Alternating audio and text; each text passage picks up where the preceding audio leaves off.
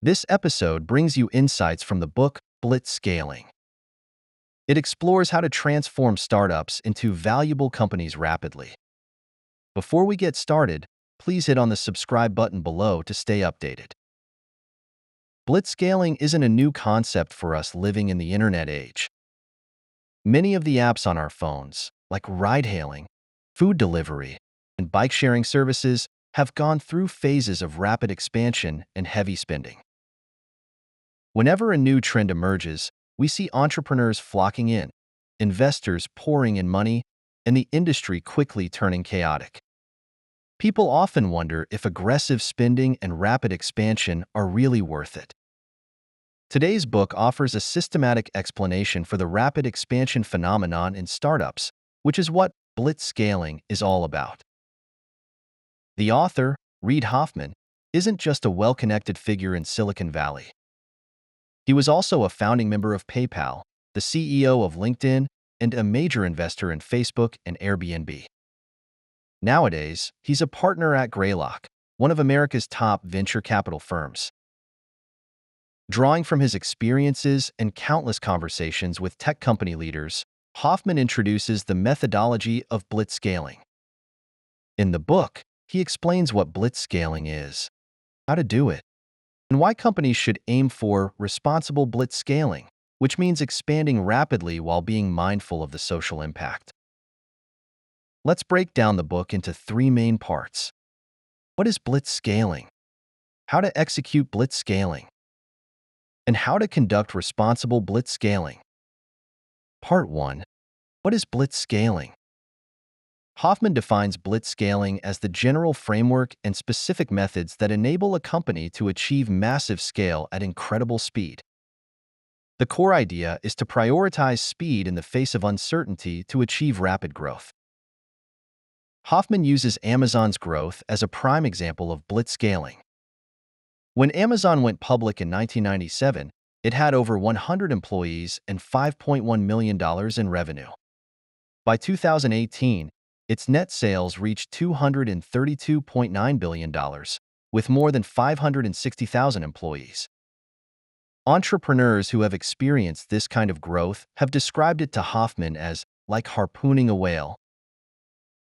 According to Hoffman, the emergence of many of the world's most valuable tech companies in Silicon Valley over the past 25 years is due to their use of blitzscaling. To understand blitzscaling better, it's essential to recognize its boundaries. We can do this by examining the prerequisites and basic elements of blitzscaling. First, let's look at the prerequisites. A fundamental requirement is having a killer product or service, a clear and vast target market, and strong promotional channels, giving the startup a chance to scale up. For instance, when Jeff Bezos founded Amazon in 1994, he started with books. The book market was large, durable, and standard in size, making it suitable for e-commerce. From this foundation, Amazon later became a leader in online retail and cloud computing. However, blitzscaling isn't for everyone. In some industries, companies can excel without scaling. For example, a restaurant owner who bought a French restaurant in 1994 turned it into the world's most famous restaurant, serving only 60 customers a day. Hoffman believes that to achieve great success, startups need to seize a significant new opportunity where no dominant player has emerged yet. Major technological innovations usually create new markets, and even smaller technologies can disrupt existing markets, creating new opportunities. For example, the widespread use of phone cameras enabled everyone to record videos, leading to the timely emergence of video platforms like YouTube. In the globally connected era, Hoffman states, there are more significant opportunities than ever before, allowing companies to rapidly expand their products and services globally. The downside is that new opportunities come with fierce competition.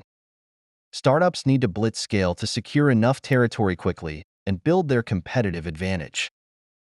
Hoffman says, if the rewards for winning are high enough and the competition fierce enough, blitzscaling becomes a rational and even optimal strategy. Next, let's look at the basic elements needed for blitzscaling. Hoffman has a famous saying, Starting a company is like jumping off a cliff and assembling an airplane on the way down. The first half, starting a company is like jumping off a cliff, means entrepreneurs need the courage to accept the risk of making wrong decisions and be willing to trade inefficiency for faster action. The second half, assembling an airplane on the way down, means that entrepreneurs need skills beyond courage, such as prioritizing risks and understanding which factors will determine their success or failure, constantly monitoring these factors. Additionally, this assembled airplane needs fuel and oxygen, which represent financial capital and human capital. Entrepreneurs must persuade the capital market to invest sufficiently in their company and attract attention from the talent market, including customers, partners, and employees. Once an entrepreneur secures these basic elements, their goal can rapidly evolve from 0 to 1 and then to billions. Why does blitzscaling possess such astonishing power? Hoffman believes the power lies in the first scalar advantage. Once a company secures a strategic position in its ecosystem, it is recognized as a leader, attracting the best talent and capital. This talent further enhances the company's production and sales capabilities, boosting rapid expansion, while significant capital influx propels explosive growth. For example, both China and Silicon Valley are seen as regions where top-tier new companies are most likely to emerge. If a company in a specific field arises in China or Silicon Valley, it attracts global talent and capital, further enhancing its growth capabilities. Hoffman believes this was key to Uber's massive scale and value. Founded in 2009, Uber completed at least 15 rounds of financing before its IPO, raising over $15 billion. However, Hoffman also warns that even if a company meets the prerequisites and basic elements for blitzscaling, it doesn't necessarily mean it should pursue blitzscaling. He says, if the additional costs and uncertainties don't actually provide you with an advantage, it's better to follow traditional business rules. Only when you recognize that speed is the key strategy for achieving large-scale goals should you pursue blitzscaling. Part 2. How to execute blitzscaling. Earlier, we mentioned that to achieve great success, startups need to seize significant new opportunities. Hoffman believes that when a market opens up, the risk for a company is not inefficiency but excessive caution. He suggests efficiency and certainty are crucial in stable, mature markets. However, they are of little help to disruptors, inventors, and innovators in the world. So, how should a company blitzscale? Hoffman summarizes 3 key methods: business model innovation, strategic innovation, and management innovation. These collectively create the high-risk, high-reward blitzscaling. The methods often defy conventional business wisdom, and Hoffman dedicates 3 chapters in the book to explain them. Due to space constraints, I'll select 3 rules for you. If you're interested, you can get the book Blitzscaling from the links in the description below for more detailed explanations. The first rule is for startups to prioritize high gross margins. Gross profit is the difference between revenue and the cost of goods sold, and gross margin is the gross profit as a percentage of revenue. Hoffman believes that higher gross margins mean each dollar of revenue is more valuable to the company, providing more cash for growth and expansion. For example, if your company has 1 million customers generating $100 million in annual revenue, regardless of the gross margin, the cost of serving them remains unchanged. If the gross profit is $80 million compared to $10 million, the company has significantly more funds for growth and expansion. Google is an example of a phenomenally high-margin company with a profit margin of 61% in 2016, enabling it to make significant investments and conduct aggressive experiments, recovering quickly even if they fail. High-tech companies often have high gross margins because the cost of replicating software is almost zero. Therefore, managers of high-tech companies often overlook the power of high gross margins. Hoffman believes that if possible, entrepreneurs should design high-margin business models to achieve greater success. High-margin businesses are also attractive to investors who are usually willing to pay a premium for such capabilities, allowing high-margin companies to raise more funds at higher valuations. Many investors agree with this rule. Gavin Baker, a fund manager at Fidelity Investments, advised startup CEOs, "We should strive to use funds generated by gross margins to drive growth rather than continually dilute equity by introducing new funds." Ultimately, the only way to control your destiny is through internal funding, not the kindness of the capital markets. The author suggests relying too much on burning through funds is unsustainable. Only with a healthy business model and sufficient gross margins can a company effectively support its growth. The second rule is to ignore angry users. This rule is highly counterintuitive. When users are dissatisfied with a product or service, they complain through various channels, providing important feedback for the company to improve. If complaints go unanswered, users can become angry, affecting the company's reputation. For customer service, companies have long followed the golden rule: the customer is always right. However, Hoffman believes that during blitzscaling, ignoring angry users is a small, non-fatal issue that can be allowed to burn.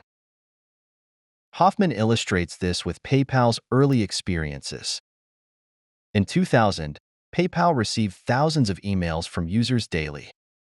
At that time, PayPal's team of 40 people needed to raise the first round of venture capital, compete with industry rivals, and negotiate mergers, leaving no time to address customer service issues. When angry customers couldn't get responses, they called to complain, and PayPal decided not to answer the phones. Ignoring users was a temporary solution.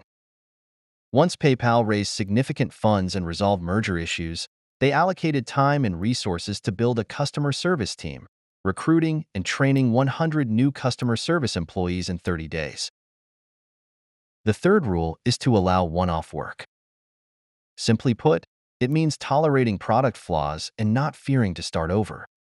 Many people have a perfectionist tendency to polish their products repeatedly before launching them to the market. While reasonable, this approach can cause a company to miss the window for rapid expansion. Constantly refining a product to perfection may mean it never sees the light of day. Hoffman says a mediocre product that takes 1/10 of the time to develop, even if eventually discarded, can be more useful than a meticulously designed one. We can better understand this rule through how Airbnb addressed the issue of photographing rental properties. Initially, hosts needed to upload photos of their properties, but the quality was poor.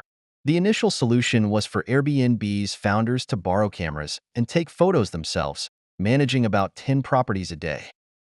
As the company grew, they couldn't handle the volume, so they enlisted friends, part-time photographers, and even photography enthusiast hosts. Eventually, Airbnb formed a small team of photographers, managing tasks through spreadsheets. When this team couldn't keep up, they abandoned one-off solutions, adopting a scalable method by automating photo management within the software. Why didn't Airbnb automate the task earlier? Hoffman explains that in Airbnb's early days, the team had only one engineer, and focusing on this task would have delayed other crucial work for company growth. Startups often face similar resource constraints, and Hoffman suggests doing one-off work that will eventually be discarded can save time and resources for real growth.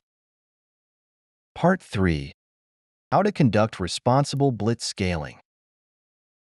Companies engaging in blitzscaling often become key societal players before fully maturing, affecting social structures. For example, social media platforms like Facebook have changed how people consume information and communicate. They also face challenges such as problematic corporate culture, conflicts with regulatory bodies, and poor decision-making. Uber encountered all these issues. As the most valuable unicorn in Silicon Valley, Uber's culture of prioritizing growth brought massive growth, but also numerous troubles. For instance, Uber's HR department ignored sexual harassment complaints, fostering a sexist environment. To evade global law enforcement, Uber used a program called Grayball to block regulatory access.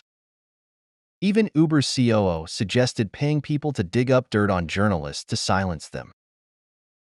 Due to these scandals and investor pressure, Uber's founder Travis Kalanick resigned as CEO in 2017, replaced by Dara Khosrowshahi. Unlike the aggressive and rule-ignoring Kalanick, Khosrowshahi is a steady operator who led Uber to its IPO in May 2019. Hoffman refers to Uber's transition as moving from pirates to the Navy, where Kalanick was like a pirate captain, and Khosrowshahi is a disciplined naval commander. How did Khosrowshahi turn things around and handle the challenges? Before taking office, he spent 6 months apologizing across Europe, Asia, and South America. After taking office, he redefined Uber's corporate culture norms, stating in a post, "As we move from an era of growth at all costs to responsible growth, our culture needs to evolve." He also listened to the concerns of Uber drivers, setting up hardship funds for taxi drivers whose livelihoods were affected by Uber. Besides Uber, other companies using Blitzscaling may face similar challenges. Must all Blitzscaling companies follow Uber's path? In response, Hoffman proposes responsible Blitzscaling, combining responsibility with speed to be accountable for the social impact of corporate actions. How can companies blitzscale responsibly without sacrificing growth speed? This requires entrepreneurs to differentiate risks. Hoffman provides a risk assessment framework, categorizing risks into two pairs: known risks and unknown risks, systemic risks, and non-systemic risks. Systemic risks can directly affect and disrupt entire systems, such as the malicious use of gene editing technology to create deadly global diseases. Non-systemic risks, however, only affect parts of the system, such as market monopolies by large tech companies. Once entrepreneurs identify the types of risks they face, they need to respond. Hoffman summarizes common responses in the book, and here are 3 types. Take decisive action immediately. In 2011, an Airbnb host found their property vandalized and valuables stolen by a guest. Airbnb's initial response was to call the police and compensate the host. However, this did not solve the underlying systemic issue: lost trust. To restore trust, Airbnb's founders publicly took full responsibility and offered hosts up to $50,000 in property damage compensation. Take short-term action now, but implement permanent measures later. For PayPal, credit card fraud was a systemic issue, but they didn't immediately solve it. Instead, they absorbed the costs temporarily to buy time to incorporate fraud detection features into the product. Recognize the problem now and commit to action later. If a risk is currently manageable but could become systemic, it shouldn't be ignored. For example, besides credit card fraud, PayPal faced the issue of preventing illegal transactions. Lacking expertise in legal accounting or law enforcement, and with the likelihood of illegal transactions being low, PayPal's management decided to delay addressing the issue. Meanwhile, they committed to building the necessary expertise and infrastructure for future management. Summary: this concludes the explanation of blitzscaling. Let's recap. First, blitzscaling is a general framework and specific methods that enable a company to achieve massive scale at astonishing speed. Its core is prioritizing speed in the face of uncertainty to achieve rapid growth. When a startup has a killer product or service, a clear and vast target market, and strong promotional channels, it has the opportunity to scale up. Entrepreneurs with courage and skills, combined with financial and human capital, can achieve blitzscaling. Next, we learn that the key methods for blitzscaling are business model innovation, strategic innovation, and management innovation. I selected 3 rules for you: prioritize high gross margins, ignore angry users, and allow one-off work. Finally, using Uber's example, we saw that blitzscaling companies face challenges such as problematic corporate culture, conflicts with regulatory bodies, and poor decision-making. Hoffman's solution is responsible blitzscaling, combining responsibility with speed to be accountable for the social impact of corporate actions. The original book link is attached at the end for further reading. You can also click the share button below the video to share this book with your friends. Congratulations, you've just finished another book.